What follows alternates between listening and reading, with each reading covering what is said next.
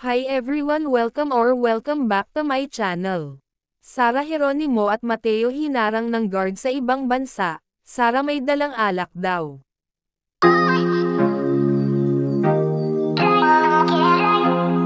Tila muntikan nang hindi makapasok sa concert ni Billie Eilish ang popstar royalty na si Sara Geronimo na ginanap sa England. Sa Facebook reel na ibinandera ng kanyang mister na si Matteo Guidicelli, makikita na very excited pa ang mag-asawa habang papunta sa entrance ng O2 Arena na nasa London.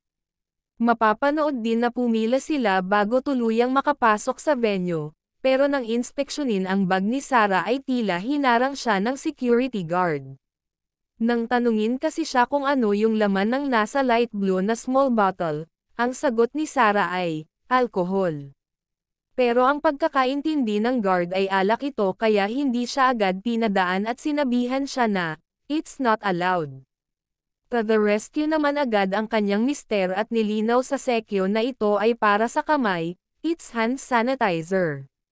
Dahil dyan, pinayagan na silang pumasok at tagumpay silang nagpaka-fan mode, habang nanonood sa performance ni Billie. Ang caption pa nga ni Mateo sa kanyang post, flew in just for the night to catch her live and it was worth every mile.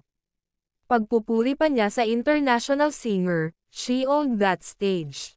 Commanding, electric, and totally in control.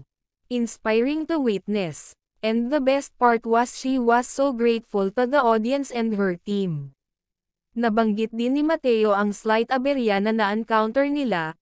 Also, almost got in trouble for bringing in alcohol. Relax. It was just green cross, laughing emojis. Kasunod niyan ay bigla siyang sumegway at nagmanifest na magkaroon ng collab sina Sarah G at Billie. But here's a thought, what if we saw a Sarah G x Billie Eilish collab someday? Now that would be wild, ani pa ni Mateo.